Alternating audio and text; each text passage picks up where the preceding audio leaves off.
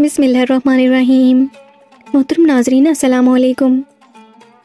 حضرت سلیمان علیہ السلام کو جب بادشاہت عطا کی گئی تو آپ نے اللہ تعالیٰ کے حضور دعا مانگ کر اپنی خواہش کا اظہار فرمایا۔ اب جب دنیا سے رخصت ہوئے تو سال بھر سرکش جنوں کو بھی اس بات کی خبر نہ ہوئی۔ ان دو حیران کن واقعات کی ڈیٹیل اس ویڈیو میں بیان کی جائے گی۔ سارے جہان کی بادشاہت ملنے کے بعد حضرت سلیمان علیہ السلام نے اپنی خواہش اس طرح بیان کی کہ اے اللہ، مجھے آرزو ہے کہ ایک دن تیری ساری مخلوقات جتنے بھی ذی روح ہیں سب کو کھانے پر بلاؤں۔ اللہ تعالیٰ نے فرمایا کہ اے سلیمان، میں سب کی روزی پہنچاتا ہوں۔ میری پیدا کردہ مخلوقات کے بے انتہا رنگ ہیں، اس لیے تم سب کو نہیں کھلا سکتے۔ سلیمان علیہ السلام نے عرض کیا کہ اے میرے رب، تو نے مجھے بہت نعمتیں دی ہیں، تیری عنایت سے ہی سب کچھ ہے۔ اگر تیرا حکم ہو تو میں سب کا کھانا تیار کروں۔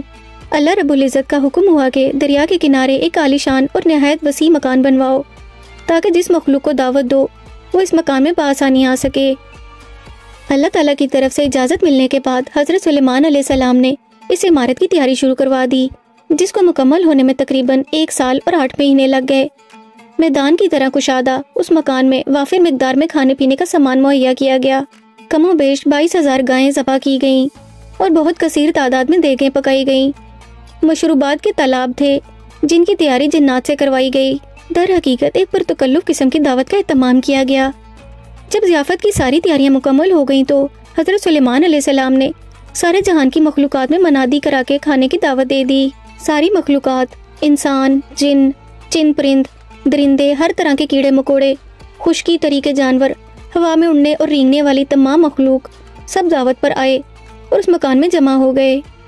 اب حضرت سلیمان علیہ السلام نے اللہ تعالیٰ کی عظمت اور قدرت کو دیکھنے کے لیے تمام جمع شدہ مخلوقات کا مشاہدہ کرنا چاہا۔ چنانچہ ہوا کو اللہ تعالیٰ کی طرف سے حکم ہوا کہ تخت سلیمانی کو اٹھا کر دریا کے اوپر معلق رکھے تاکہ حضرت سلیمان علیہ السلام ہر متنفس کو اپنی نظر سے دیکھیں اور اللہ کی قدرت کاملہ کا مشاہدہ کر سکیں۔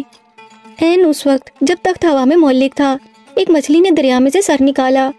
حضرت سلیمان علیہ السلام سے بولی کہ اے اللہ کے نبی، اللہ پاک نے مجھے آپ کی طرف دعوت دے بھیجا ہے اور یہ بھی معلوم ہوا ہے کہ آپ نے آج تمام مخلوقات کے لیے کھانا تیار کیا ہے۔ میں اس وقت بہت بھوکی ہوں، لہٰذا آپ مجھے پہلے کھانا دے دیجئے۔ حضرت سلیمان علیہ السلام نے فرمایا کہ تم ذرا صبر کرو اور باقی سب کو بھی آ لینے دو، پھر ان کے ساتھ جتنا کھانا چاہو کھا لینا۔ وہ مچھلی بولی کہ اے اللہ کے نبی، میں خشکی پر اتنی دیر نہیں ٹھہر سکوں گی کہ سب کا انتظار کروں۔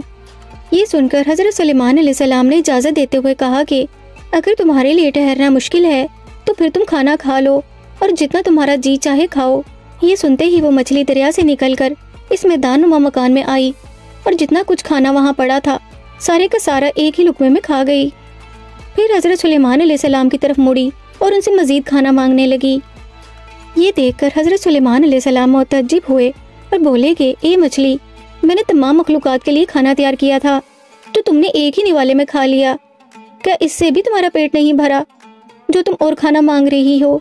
مچھلی بولی کہ اے اللہ کے نبی، اللہ تعالیٰ مجھے ہر روز 3 لقمے رزق دیتا ہے اور جو کھانا آپ نے تیار کیا تھا وہ تو سب کا سب صرف ایک ہی لقمہ ہوا۔ اب مجھے 2 لقمے مزید کھانا درکار ہے، تب جا کر کہیں میرا پیٹ بھرے گا۔ میں آج آپ کی مہمانی میں بھوکی رہی ہوں، اگر آپ اسی طرح باقی مہمانوں کو بھی کھانا نہیں دے سکے تو آپ نے ناحق انہیں کھانے پہ بلوایا۔ حضرت سلیمان علیہ السلام مچھلی کی یہ باتیں سن کر حیرت زدہ رہ گئے، چکر آیا اور آپ پر غشی طاری ہو گئی۔ پھر جب ہوش میں آئے تو ندامت سے سجدے میں گر پڑے اور روتے ہوئے کہنے لگے کہ اے اللہ، میں نے بہت ہی قصور کیا، تیری بارگاہ میں نادانی کی، میں نادان و مسکین ہوں اور اس بات سے ہمیشہ کے لیے توبہ کرتا ہوں، بے شک مجھے اور سارے جہان کو رزق دینے والا صرف تو ہی ہے۔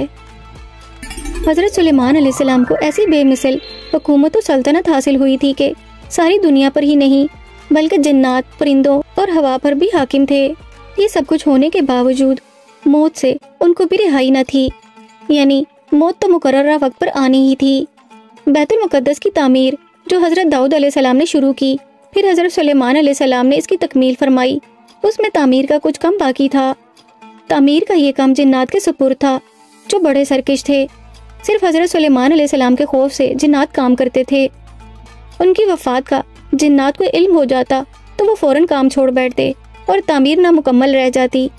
اس کا انتظام حضرت سلیمان علیہ السلام نے اللہ تعالیٰ کی مرضی سے یوں کیا کہ جب موت کا وقت آیا تو موت کی تیاری کر کے اپنی محراب میں داخل ہو گئے، جو شفاف شیشے سے بنی ہوئی تھی۔ باہر سے اندر کی سب چیزیں نظر آتی تھیں۔ اب اپنے معمول کے مطابق عبادت کے لیے ایک سہارا لے کر کھڑے ہو گئے کہ روح پرواز کرنے کے بعد بھی جسم اس عصا کے سہارے اپنی جگہ پر جمع رہے۔ حضرت سلیمان علیہ السلام کی روح وقت مقرر پر قبض کر لی گئی، مگر وہ اپنے عصا کے سہارے اپنی جگہ جمے ہوئے باہر سے ایسے نظر آ رہے تھے کہ عبادت میں مشغول ہیں۔ جنات کی یہ مجال نہ تھی کہ پاس آ کر دیکھ سکتے۔